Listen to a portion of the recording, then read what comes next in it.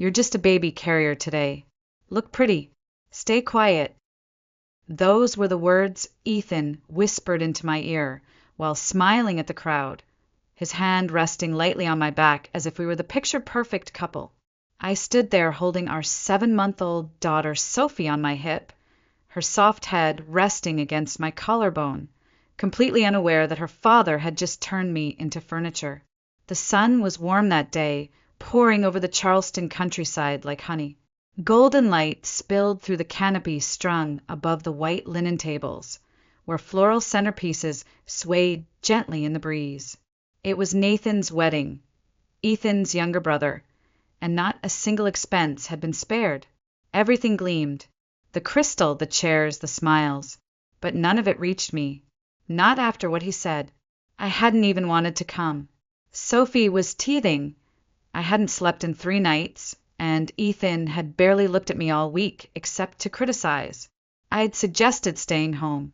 His answer was a clipped command. It's my brother's wedding. No drama. Be presentable. So I stood in front of the mirror that morning with cracked lips and shadows under my eyes, pulling my hair back into a low chignon, applying foundation to hide the fatigue, and slipping into the navy dress he chose. Not because it flattered me, but because it matched his tie. At the venue, he was all charm, laughing with Nathan, clinking glasses, making toasts. I was the silent shadow beside him, balancing Sophie and a forced smile. I reached for his hand once, absent-mindedly, just to feel something tethering me to the man I used to know. His fingers twitched beneath mine, and he recoiled like I'd burned him. Then he leaned in, voice smooth but lethal. You're just a baby carrier today. And just like that, I disappeared. I felt it, like someone had taken a match to everything human inside me and watched it burn to ash. I looked around at the wives in their pressed dresses and polished hair, smiling at nothing, sipping champagne. Were they happy? Or were they, like me, just well-trained? I didn't cry. Not then. I just adjusted Sophie against my hip and sat through the ceremony with my jaw tight and my mind reeling. Every word spoken up at that altar about love and commitment and seeing each other fully, I let it slide over me like water over stone. I had seen Ethan. I had loved him. And now I couldn't even reach for his hand without being treated like a prop. The reception was a blur of speeches and silverware. His mother spoke first, nostalgic and teary. His father followed with dry jokes that drew polite laughter. Then Ethan stood, confident and articulate, speaking about loyalty and legacy, his voice strong and sure. People clapped. I smiled hollow. Then the microphone was passed down the table, unexpected, casual. Would you like to say a few words? Nathan grinned, gesturing to me. I froze. For a moment, I thought I misheard. But the mic was in front of me now, cold, heavy. I glanced at Ethan. His smile had vanished. He leaned in, voice tight. You don't have to. It wasn't a suggestion. It was a warning. But I stood. The mic felt foreign in my hand, slick, a little too cold, as though it knew this moment wasn't meant to belong to me. My heart pounded, loud and arrhythmic, drowning out the clinking of glasses and shuffling of chairs. The music had faded, the laughter had stopped. Only Sophie made a soft, gurgling noise in the distance, oblivious to the storm I was about to unleash. My voice came out smaller than I'd intended. I cleared my throat, steadying myself. Thank you for having me speak, I began, forcing a polite smile. I wasn't planning to, but weddings are moments, aren't they? Moments we never forget. A few polite nods. A waiter froze mid-step. I remember my own wedding, I continued, my eyes brushing past Ethan, whose jaw had tightened into a near snarl. I was 26, nervous, hopeful. I thought I was marrying someone who saw me. Someone at the far table shifted, scraping a shoe softly across the wooden floor. I imagined the rest of our life together. Sundays with pancakes, whispered baby names, shared grocery lists, jokes only we would get. I imagined love would stay as long as we fed it. I let out a soft laugh. But sometimes life surprises you. Sometimes you wake up and realize you've become background noise in your own story. Now there was real silence, the kind you can feel in your bones. Sophie let out a small coo, and someone, maybe Ethan's cousin, stood to pick her up, as if trying to distract from the rising discomfort. "You stop being a partner," I said, my voice steady now, and start becoming useful. "You make the meals, wipe the counters, soothe the babies, host the in-laws, smile on cue. You're not seen. You're expected." I turned to Nathan and his new bride, keeping my tone even but my words sharp. "My only hope for you, truly, is that you never forget to look at each other. Really look. Not just on anniversaries or when things are easy, but in the chaos, in the fatigue, in the days when you forget why you started." My eyes returned to Ethan. His smile was long gone now. In its place was a fury he couldn't hide behind charm. "Because the moment you stop seeing each other," I said, "it's not a marriage anymore. It's a performance." No one clapped. No one breathed.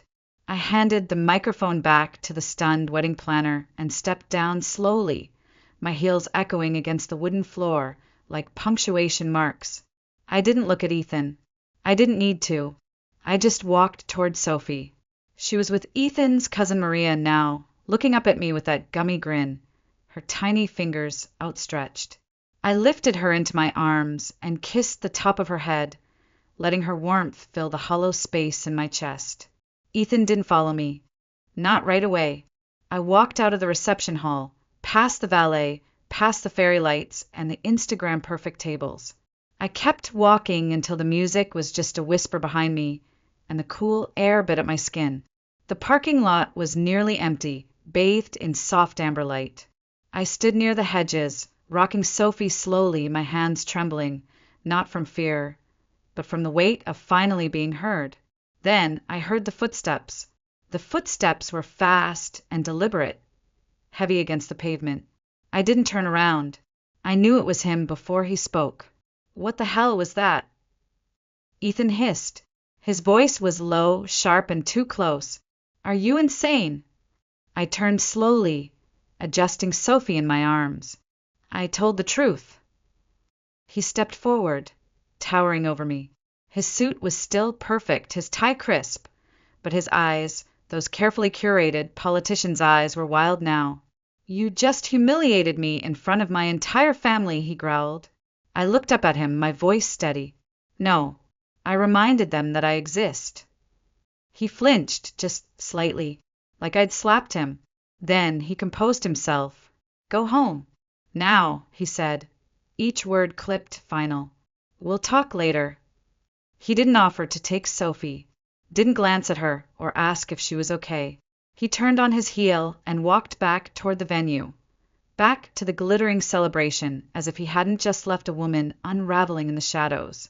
I stood there for a moment, staring at the spot where he'd been, feeling like the cold had finally reached inside my bones. Then I opened the car door, buckled Sophie into her seat, and slid behind the wheel. She babbled softly, playing with the strap of her carrier, blissfully unaware. As I pulled out of the lot, I didn't look in the rearview mirror. I didn't want to see if Ethan was watching. The streets of Charleston were quiet, glowing faintly under the street lamps. I drove with one hand on the wheel and the other resting on my lap, feeling the sting of tears that refused to fall, until they did, silent, endless. And for the first time in years, I didn't wipe them away. When we reached the house, I parked in the driveway and sat in the car for a moment, listening to Sophie's gentle breathing. Then I carried her inside, past the porch swing Ethan never used, through the hallway where our wedding photo still hung. Two smiling strangers in love with a fantasy. The kitchen light buzzed overhead as I made a bottle and rocked her to sleep. I didn't turn on the TV. I didn't check my phone. I just stood there in the nursery, her soft breath against my shoulder, and stared out the window into the quiet night. The next morning, Ethan acted like nothing had happened. He poured himself coffee, kissed Sophie's forehead, and opened his phone like it was just another Sunday, like I hadn't pulled the curtain back the night before and shown everyone who he really was. I stood by the sink, watching him, my fingers tight around a dish towel. "I'm going to the gym," he said flatly, not looking at me. "My parents are coming by at 3. Try not to bring up last night." I blinked. That was it. No apology. No explanation. Just dismissal. He paused when he reached the door, sensing I hadn't moved. "What else is there?" he asked. I didn't answer, because I realized he genuinely didn't see anything wrong. Richard Carter didn't deal in apologies. Not for me.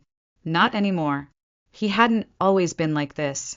Once he was magnetic, sharp suits and quick wit, the kind of man who made you feel like the only person in the room.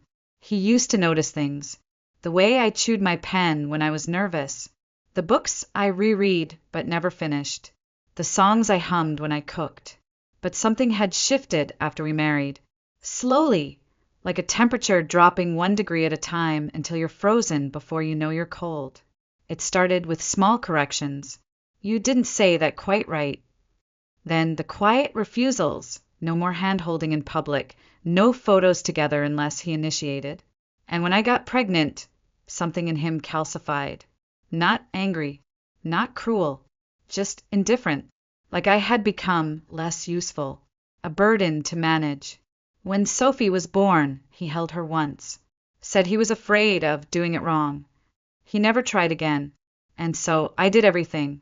The feedings. The laundry. The doctor's appointments. The nights when Sophie wouldn't sleep unless I walked the hallway with her for hours. I did it all. Because someone had to.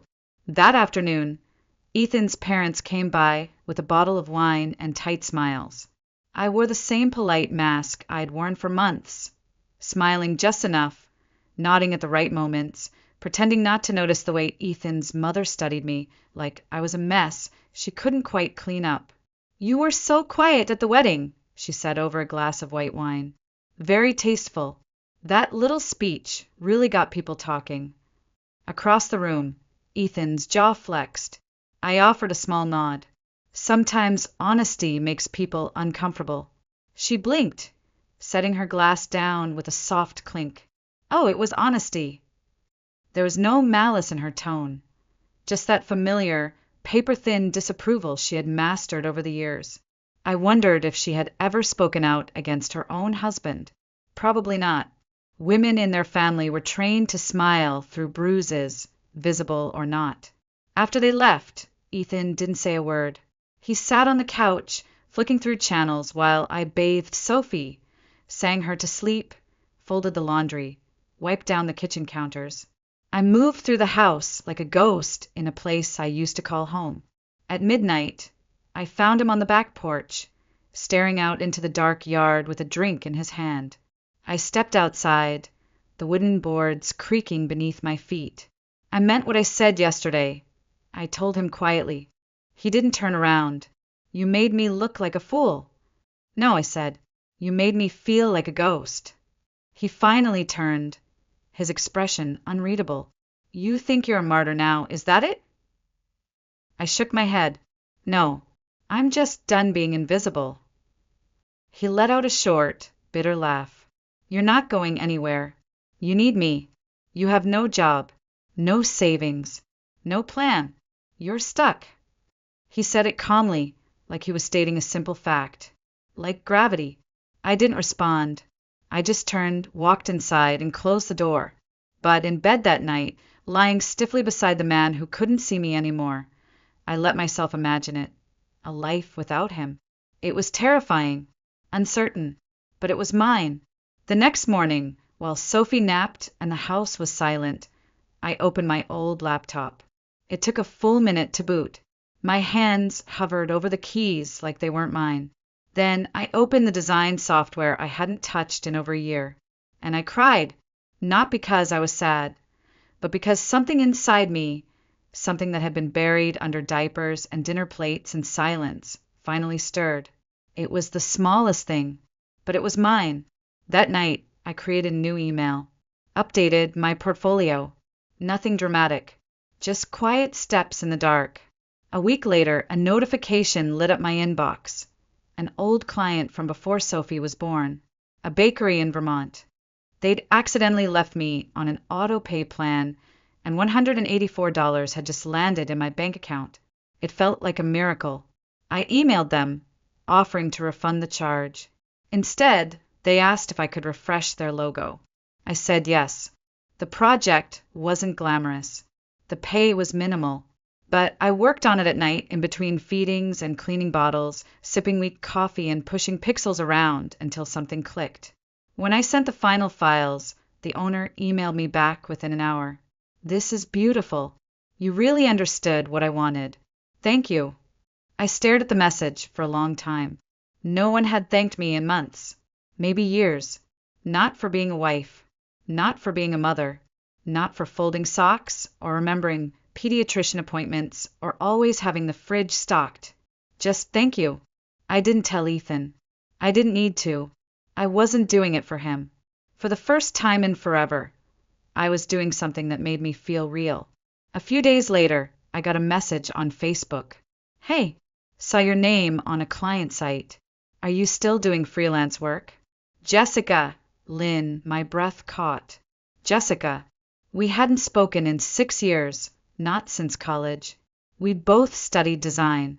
She was the type of girl who always had ink on her hands and wild ideas in her sketchbook. We used to talk about opening our own agency one day, working late in a glass-walled office in New York, drinking bad coffee, and making beautiful things. I stared at the message for a moment, then typed back before I could second-guess myself. "Yes, late nights mostly. Baby at home. Want to catch up?" She replied within minutes. "Absolutely. I'm in Charleston for the week. Coffee? Your call." My stomach flipped. Ethan wouldn't like this.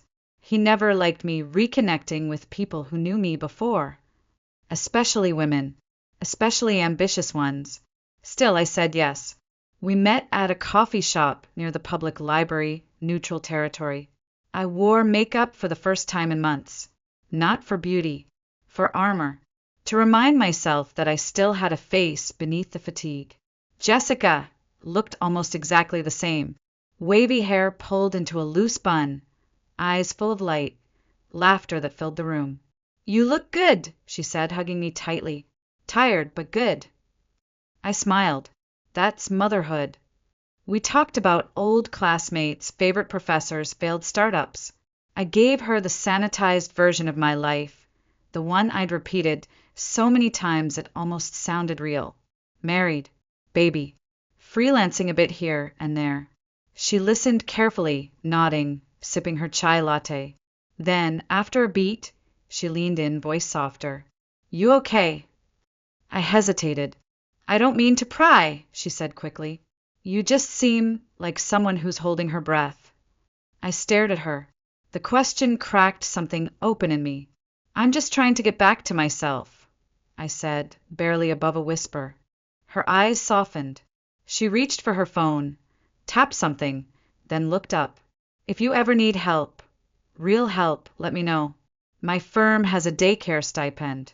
We hire remote designers sometimes. I can float your name." I blinked. "You do that?" She smiled. "You were the best in our class. I always thought you gave up too early." That night I didn't sleep. I lay awake, staring at the ceiling, remembering the version of me who dreamed in color. The one who stayed up past midnight designing album covers no one asked for. The one who once said, "I don't want to be someone's wife first. I want to be my own damn person." 2 days later, I sent Jessica my resume. I didn't tell Ethan. I didn't even plan to. Not yet. But I knew he'd find out eventually. And when he did, it happened exactly how I expected. A client invoice arrived in the mail. He held it up like it was evidence in a trial. "What's this?" "A payment," I said calmly, "for a project I'm working on. You're working now." I never stopped being able to work. His jaw clenched. "You should have talked to me." "I did," I said, meeting his eyes. "You just didn't listen." He didn't reply. He just walked out of the room, not yelling, not slamming anything. And somehow, that terrified me more than rage ever could. Later that night, I double-checked the locks. Every one of them. Then I emailed Jessica. I'm interested. Please keep me in mind. Her reply came almost immediately. Already did. Interview. Next week. You've got this. The interview was scheduled for 10 a.m. on a Tuesday. I put Sophie down for her nap 30 minutes early, praying she'd stay asleep just long enough. Then I pulled on the white blouse I hadn't touched since before I got pregnant, creased at the shoulders, slightly loose now, but it made me feel like someone who still had somewhere to be. I set up my laptop in the only corner of the house where Ethan's presence didn't linger, by the bookshelf next to the old window with the peeling paint and the view of the neighbor's dogwood tree. At 9:59, the Zoom call connected. The woman on the screen was in her 40s, maybe, with warm eyes and a sleek pixie cut. Her name was Elise Monroe, senior creative director at the firm Jessica worked for. She smiled as soon as my camera turned on. "Olivia Hart," she said, "I've heard a lot about you." I smiled, nerves tight in my chest. Hopefully good things. "Oh, good," she said, leaning back in her chair. "Let's talk design." And just like that, the world shifted. For 30 minutes, we talked about color theory and branding voice, about user experience and typography trends. She didn't ask about my gap year. She didn't ask why my portfolio had a sudden drop-off in 2022. She asked about instinct, about problem solving, about how I made people feel with what I created. And for the first time in years, I wasn't a wife. I wasn't a mother. I was just me. When the interview ended, Elise smiled again. "We'll be in touch soon," she said, then added with a wink, "but I'll tell you now, Jessica's recommendation carried a lot of weight." As soon as the call ended, I sat there frozen, staring at the blank Zoom screen. Then I exhaled so deeply I startled myself. From the baby monitor, Sophie stirred, then settled. The moment cracked like glass. I closed the laptop, stood up, and walked into the nursery. She was still asleep, her small chest rising and falling, one hand curled beneath her cheek. I knelt beside the crib and rested my forehead on the edge. I didn't have the job yet. I didn't know what would happen next. But I had something better than certainty. I had hope. That night, Ethan came home later than usual. His tie was loose, his shirt half untucked, and his eyes glassier than I liked. "Out drinking?" I asked, too tired to censor myself. He blinked slowly. "I needed time." I nodded. "I'm ready." He looked at me, confused. "Ready for what?" "To stop waiting for you to notice me," I said softly. He didn't respond, just walked past me into the living room, opened the fridge, and pulled out a beer. And as I watched him, his shoulders hunched, his energy dulled. I realized something surprising. I wasn't angry anymore. I wasn't hurt. I was simply done. Later that night, I called Jessica to thank her. She picked up on the second ring. "How'd it go?" I remembered who I was, I said. "Thank you." She paused, then said, "Now you just need an exit plan. You don't have to do everything at once, but you can't stay stuck." She was right. This wasn't just about a job, or money, or pride. This was about safety, because Ethan had never hit me, never screamed, never left bruises, but his control was just as real, just as dangerous. It was time to find the door and walk through it before it vanished. The next morning, I woke up before the sun. Sophie was still asleep, curled like a comma in her crib, and the house was wrapped in that strange silence that only exists before dawn, when even the walls seem to hold their breath. I stood in the kitchen with a mug of tea growing cold in my hands and stared out the window at the backyard. It was a Tuesday, Ethan's office day. He'd be gone by 9, and I had a list, not a dramatic list, not how to escape in the dead of night, or how to ruin a man, just practical things. A new bank account under my name, a printed resume, phone numbers for local daycare centers, a short list of women's shelters, just in case. I wrote it in pencil. Something about the softness of graphite felt safer than ink, less final, easier to erase if needed. but I didn't erase a single line. That afternoon, I took Sophie on a walk instead of the park. We ended up at a small daycare on the edge of town, Maple Grove, a place Jessica had once mentioned. It was painted pale yellow with flower boxes under the windows and murals of animals on the outside wall. A woman named Rosa greeted us at the door. She had kind eyes and wore a necklace with tiny alphabet beads that spelled out patience. "Trial visit?" she asked with a smile. I nodded, heart pounding. "Just a few hours. I want to see how she does." Inside, the center was quiet but warm. Wooden toys, soft rugs, cheerful chaos. Sophie hesitated at first, gripping my shirt with tiny fingers. But 10 minutes later, she was crawling toward a stack of blocks, giggling as another baby knocked them over. I stood at the window for a long time, watching her, not feeling guilt, but something else. Permission. After I left Maple Grove, I stopped at a gas station on the way home and paid cash for a burner phone. I slid it into the pocket of my diaper bag, hidden beneath the wipes and snacks. That night, I called the shelter. I didn't give my name, just asked a few questions. The woman on the line, another Rosa, oddly enough, answered them with a calm steadiness that made my throat ache. She didn't push, didn't judge, just said, "When you're ready, we'll be here." When I got home, Ethan was already on the couch. He looked up from his phone as I entered, then at the 2 small shopping bags in my hands. "You were out." "Yes," I said. "Groceries." He glanced at the bags. "Doesn't seem like much." It wasn't. He didn't push further, just went back to his phone. Later that night, as I bathed Sophie, I caught myself humming a soft tune. Familiar, but I couldn't place it. I hadn't hummed in months, maybe years. After she fell asleep, I sat on the bed, staring at my list again. Bank account, check. Daycare, check. Backup phone, check. I hadn't told Jessica, hadn't told anyone, because this wasn't a plan I could share. Not yet, not until I was gone. The next morning, as I was folding laundry, my phone rang. It was my mother. She never called out of the blue. Her voice was cautious. "Hi, sweetie. I got a call from Ethan." The blood drained from my face. "What did he say?" She hesitated. "He said he's worried about you, that maybe you're pulling away, that you've been paranoid, maybe depressed. He said you're working too much, that you're distant from the baby." I felt like the floor had dropped out from under me. "I'm fine," I said tightly. "Don't listen to him." "I just wanted to check," she replied gently. "Maybe talk to someone, just in case." After we hung up, I walked into the living room and stood in front of him. "You called my mother?" He didn't flinch. "I told her I was concerned." "You told her I was unstable."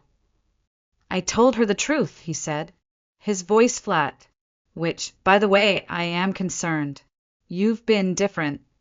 I stared at him, and for the first time, I understood what he was really afraid of. I was no longer under control. The next week passed in a blur of tension, so thick it felt like a second skin. Ethan wasn't cruel. He wasn't angry. He was careful. He started bringing me coffee again in the mornings, black, just how I used to like it. He asked questions he hadn't bothered with in months. "How's Sophie sleeping these days?" "Still freelancing." "You seem tired. Want me to watch her for a bit?" It would have seemed kind to anyone else, but to me, it felt like surveillance dressed as concern. Every word was a feeler, every smile a test. I played along, smiled back, said thank you, let him hold Sophie for 20 minutes while I rested in the bedroom, quietly checking my burner phone for messages from the shelter and confirming my first payment had landed in the new account. He had no idea how far I'd already gone. One evening, I came home from a walk with Sophie and found him seated in his leather chair, hands folded, a glass of whiskey untouched beside him. "You've been busy," he said. I paused, keys still in hand. "Excuse me." He tilted his head. "Work. Baby. Always doing something lately. For someone who used to be exhausted all the time, You've got a lot of energy now." I swallowed. "I guess I'm getting better at balance." "Balance," he repeated slowly, like he was tasting the word. He didn't smile, just watched as I walked past him, every muscle in my back pulled tight. My hands were shaking when I reached the bedroom, and I locked the door before I even realized what I was doing. The next morning, I took Sophie to daycare again. "Trial week," I told Rosa. She smiled, nodded, and showed me to the toddler room where Sophie eagerly crawled toward a table of finger paints. I watched her through the glass for nearly 10 minutes. She didn't even glance back. She was ready. Afterward, I drove across town under a different name and toured 3 apartment complexes. I didn't submit an application. Not yet. But I took photos, asked about deposits, memorized street names. When I got home, Ethan was in the kitchen. He looked up immediately, eyes scanning the bags in my hands. "Groceries again?" he asked. "Yes." He looked past me at the 2 small paper sacks, barely enough for a day. "Doesn't seem like much." "It wasn't just diapers and milk," I said softly. He didn't reply. That night, while bathing Sophie, I caught myself singing. Not a lullaby, an old jazz tune my father used to hum when cooking Sunday breakfast. It was the strangest thing, hearing my own voice like that. Natural, unafraid. After she was asleep, I folded laundry and went through my checklist again. Passwords, changed. Banking, secured. Cash, hidden in a tampon box under the sink, double-bagged. Shelter address, memorized. Routes, mapped, printed, folded into Sophie's diaper bag. I told no one, not even Jessica, because the moment someone else knew, it would no longer be mine. Then came the phone call I didn't expect. "Jessica." "Hey," she said. "I just wanted to give you a heads up. Elise forwarded your test project to the senior partners. They're impressed. I think you're about to get an offer." My breath caught. An offer? Part-time remote, with benefits. I blinked hard. "Jessica, you earned this," she said. "All of it." After we hung up, I sat on the floor in the hallway outside Sophie's room. The house was silent, but my pulse pounded like a war drum. This was happening. It was really happening. I didn't cry. I didn't laugh. I just breathed. Deeply. Freely. For the first time in years. 2 days later, the offer letter came in. Part-time. Remote. Real salary. Healthcare. Respect. I printed it out and slid it into a folder with Sophie's daycare schedule, the apartment applications, and my new passport copies. My escape was no longer an idea. It had shape, weight, paperwork. That night, Ethan came home early. I was in the kitchen, wiping down counters, humming softly. I didn't hear him come in until he cleared his throat behind me. "I brought wine," he said, holding up a bottle like a peace offering. I froze for half a second, then nodded. "Okay." He poured 2 glasses, sat on the couch, and patted the cushion next to him. "We don't do this enough," he said. "Just talk." I sat, careful to keep my body angled, slightly away. His arm rested along the back of the couch, not touching me, but hovering like a shadow. "You've been different lately," he said. "Busier. More private." "I've had a lot on my plate," I replied, measured. He nodded. "Still, I want you to know if something's wrong, you can say it. We're a team." I turned to him, slowly, and met his gaze head-on. This wasn't kindness. It was a net. "It's just work stress," I said lightly. "I'm adjusting." He studied me for a second too long, then smiled. "Well, I'm glad you're feeling productive again. You're always at your best when you've got a purpose." Something about the way he said it made my skin crawl. Later, after he went to bed, I sat alone in the bathroom and stared at my reflection in the mirror. My face looked calm. Too calm. Like I'd rehearsed that scene 100 times. Because I had. Under the sink, in a box labeled extra soap, was a plastic bag filled with emergency cash and the burner phone. Triple wrapped. Ready. I checked the time. 4 a.m. I lay beside him for hours, pretending to sleep, listening to his breathing. Slow, even entitled. Like he'd won. Like he still believed I was staying.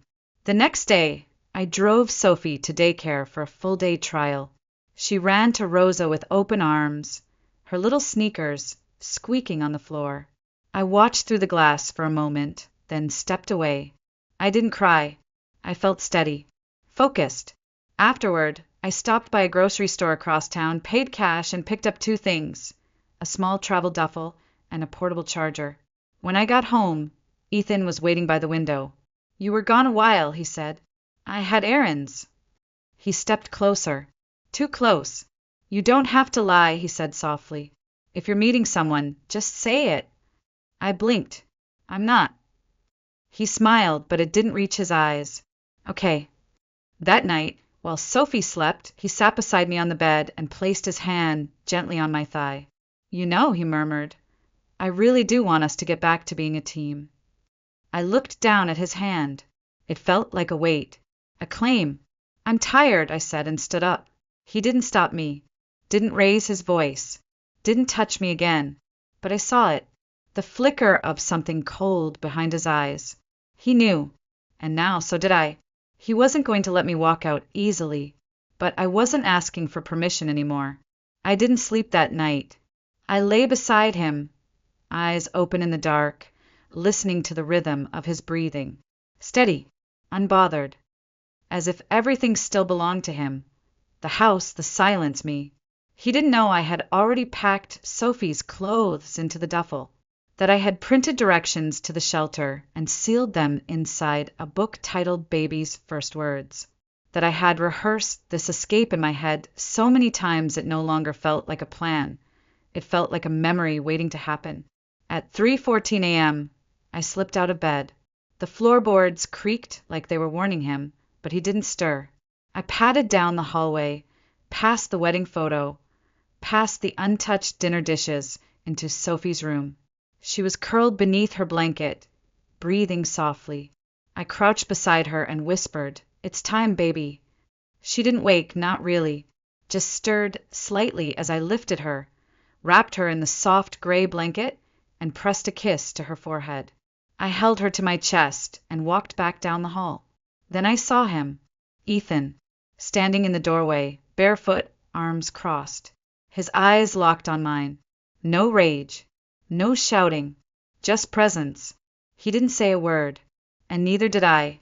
For one long second, time stretched between us, tight and brittle.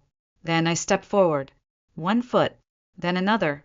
He didn't move, didn't block me, but his gaze followed every inch of me, like he could still lay claim just by watching. I walked past him, out the door, into the cold, early morning air. My car was already packed. I slid Sophie into her seat with trembling hands and started the engine. As the headlights cut across the quiet street, I glanced in the mirror.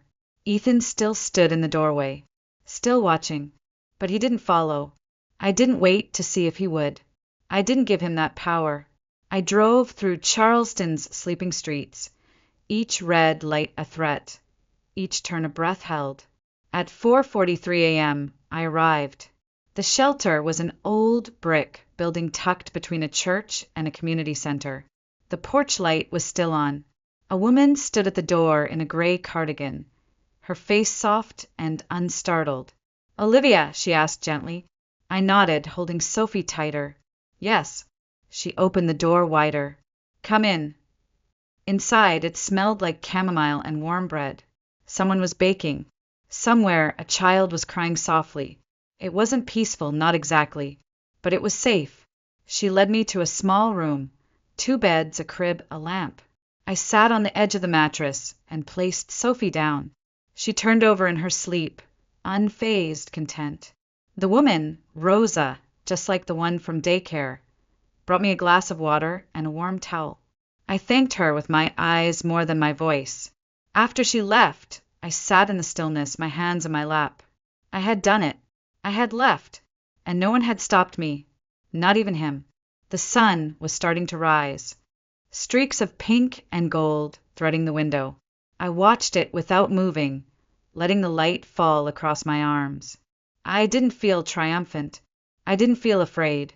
I just felt real, like I had stepped back into my own body after years of watching from the outside, like I had finally taken up space I had been shrinking from for far too long. It had been 3 weeks since I left.